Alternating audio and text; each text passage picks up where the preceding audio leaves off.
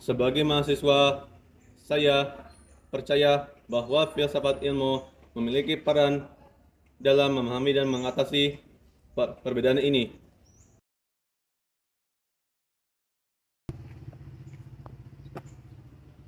Pertama, ilmu dapat membantu kita memahami adanya keyakinan atau pandangan ini.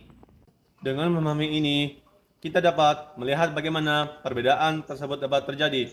Kedua, filsafat ilmu dapat membantu kita mengembangkan kemampuan berpikir yang lebih luas dan inklusif. Ketiga, filsafat ilmu dapat membantu kita memahami adanya ragam pandangan. Dari sudut pandang filsafat ilmu, mungkin kita bisa belajar memahami konsep ontologi dan epistemologi. Ontologi membahas tentang hakikat keberadaan dan realitas, sedangkan epistemologi membahas tentang pengetahuan dan cara kita memahami realitas. Kalau dari sisi pasien, ini berhubungan dengan keyakinan dan nilai-nilai yang dianutnya. Kalau dari sisi dokter, beliau pun harus mempertimbangkan epistemologi medis, yaitu pengetahuan cara memahami kesehatan dan penyakit. Untuk menyikapi dilema ini, saya percaya bahwa kita harus menggunakan pendekatan yang terpadu. Kita harus mempertimbangkan aspek medis, tetapi juga aspek spiritual dan emosional pasien. Nah, pertanyaannya bagaimana menyikapi dilema seperti ini? Ini menurut saya. 1. Dokter dapat membangun hubungan yang lebih baik dengan pasien dan membantu mereka dalam proses penyembuhan, dimulai dengan menghormati keyakinan pasien. Lalu edukasi pasien untuk memastikan keselamatan dan kesehatannya. 2. Dalam filsafat ilmu, ada konsep yang disebut Principle of Beneficence, yang berarti kita harus berbuat baik dan melakukan yang terbaik untuk pasien.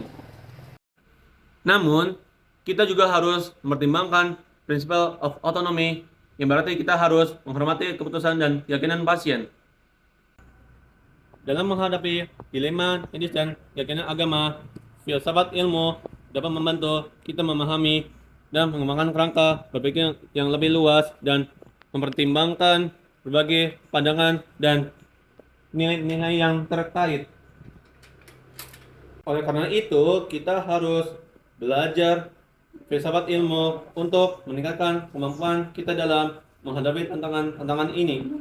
Nah, terakhir, saya ingin menekankan bahwa peran filsafat ilmu dalam menghadapi dilema medis dan keyakinan agama tidak hanya terbatas pada teori, tetapi juga harus diimplementasikan dalam praktek. Demikian, kita dapat memastikan bahwa pasien mendapatkan perlakuan yang adil dan setara, serta menghormati hak-hak dan martabat mereka.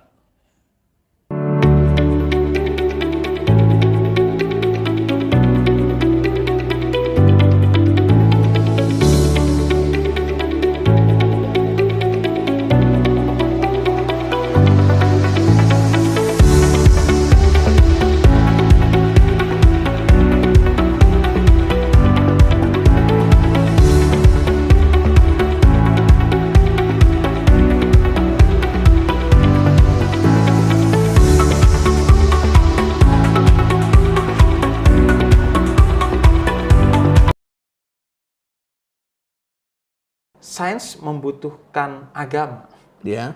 untuk kemudian menjaga agar sains itu tidak mengarahkan manusia pada chaos.